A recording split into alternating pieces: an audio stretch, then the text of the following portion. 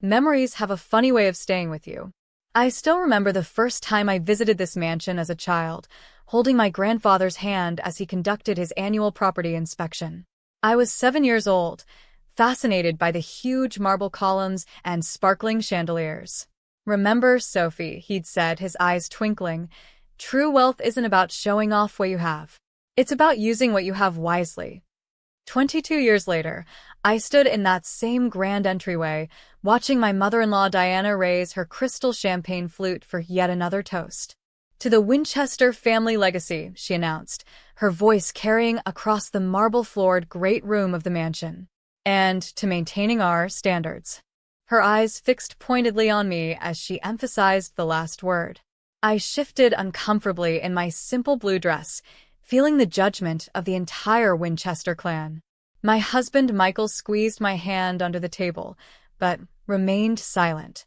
We'd been married for 6 months, and his family still treated me like an unwelcome intruder in their privileged world.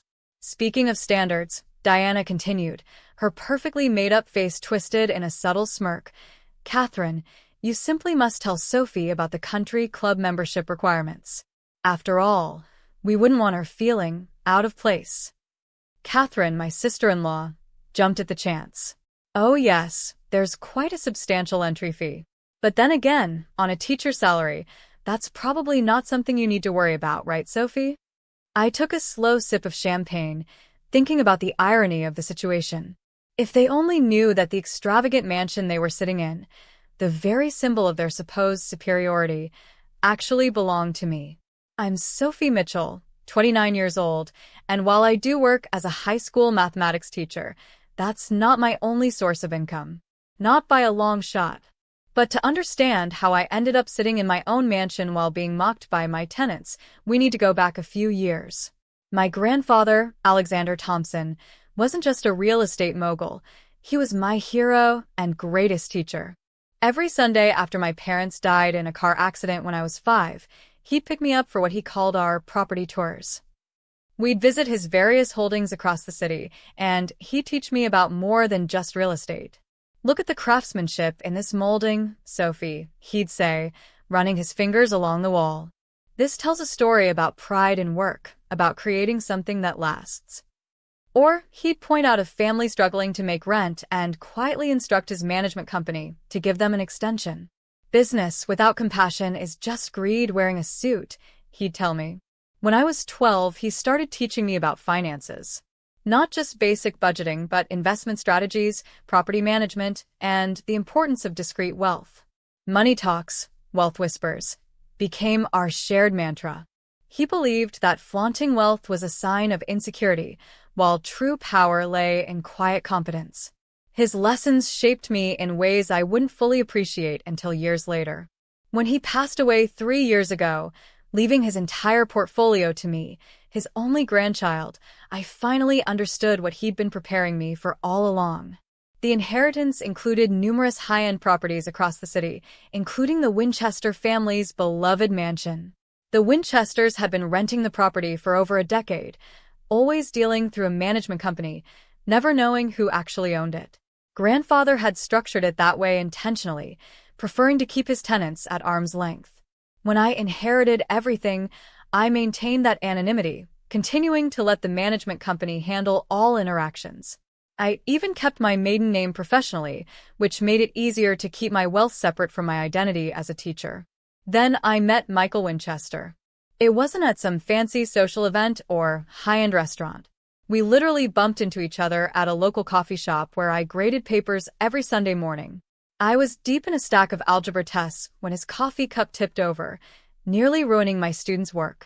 His mortified expression and genuine remorse as he frantically helped me save the papers made me laugh despite myself. "I'm so sorry," he kept saying, dabbing at papers with napkins. I was distracted by you actually. "I've seen you here every Sunday, and I finally worked up the courage to come say hello. Though this wasn't exactly how I planned it." His honesty was refreshing. No pickup lines, no pretense. Just a slightly clumsy, genuinely apologetic man who'd been watching me from afar. I learned later that he'd specifically chosen this coffee shop, far from his family's usual haunts, as his personal escape from the Winchester world of pretension and social climbing. "I'm Michael," he said, still trying to salvage a particularly coffee-stained test. "And I promise I'm not usually this destructive."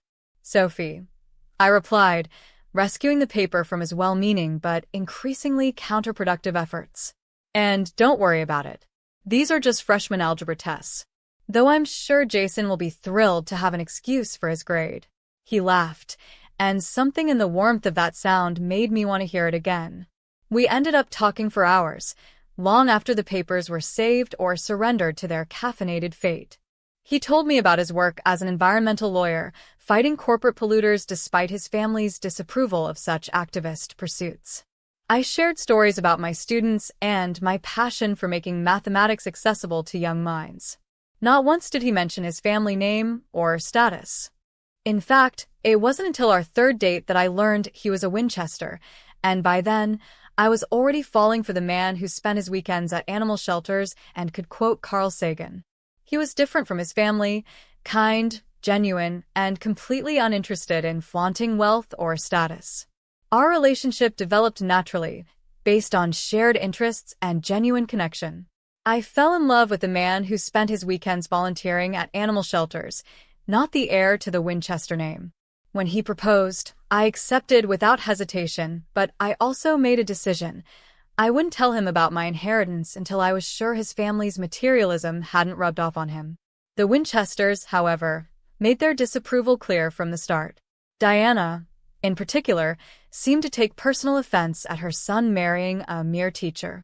Every family gathering became an exercise in subtle and not so subtle digs about my profession, my clothes, my apparent lack of social connections.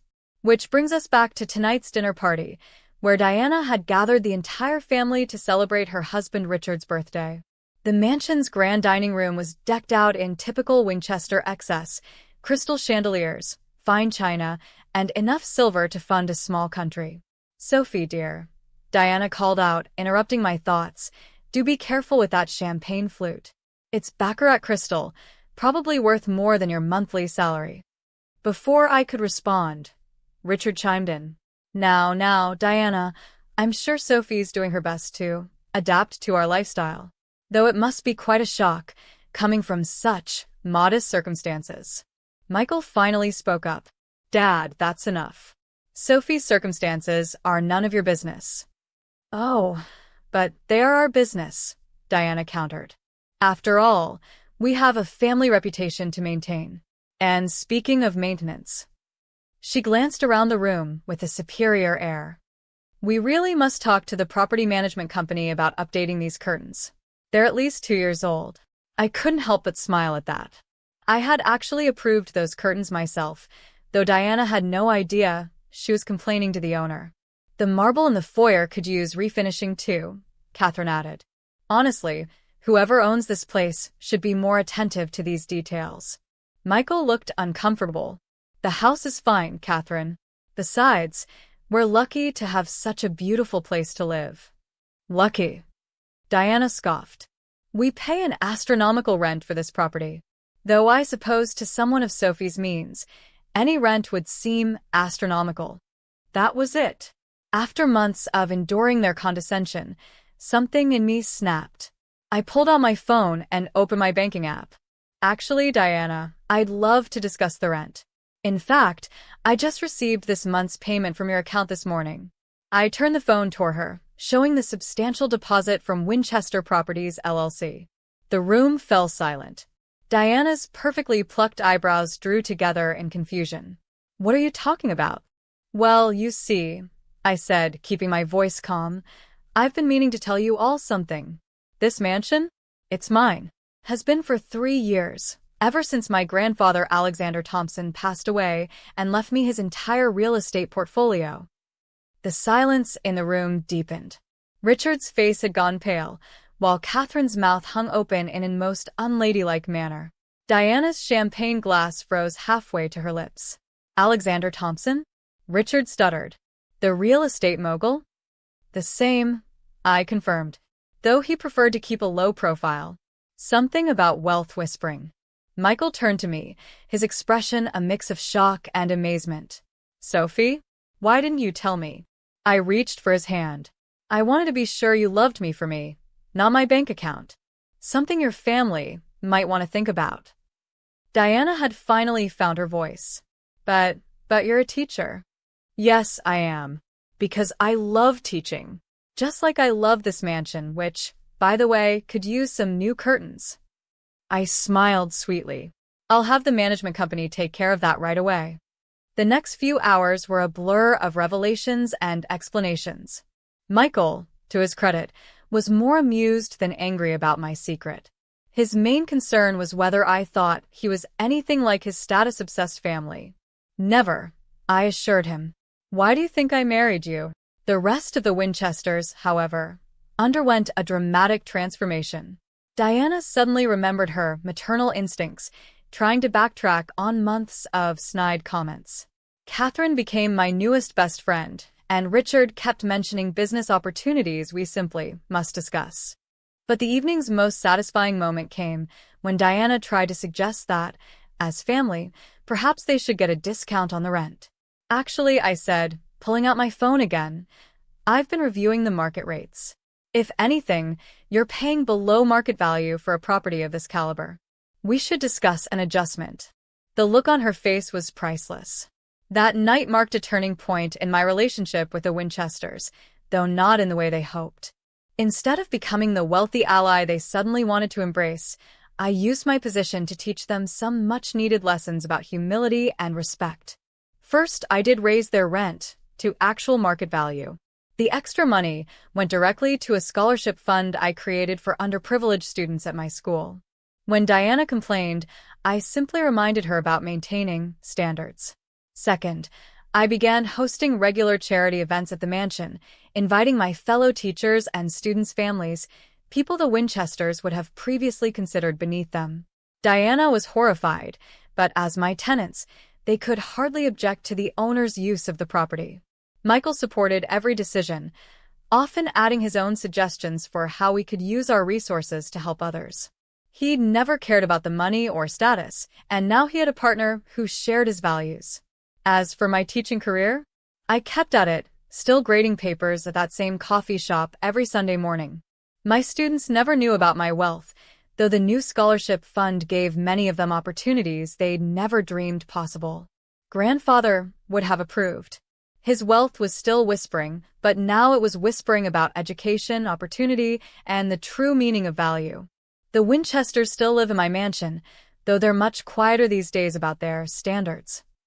Diana even joined the school's fundraising committee, though I suspect that has more to do with image rehabilitation than genuine charity. Last week, during another family dinner, Catherine made a casual comment about one of my cheap dresses. I simply smiled and pulled out my phone again. Speaking of cheap, I said pleasantly, "Have you received this month's rental invoice yet?" The silence was golden. Thanks for watching. See you again in the next video. Stay stunned.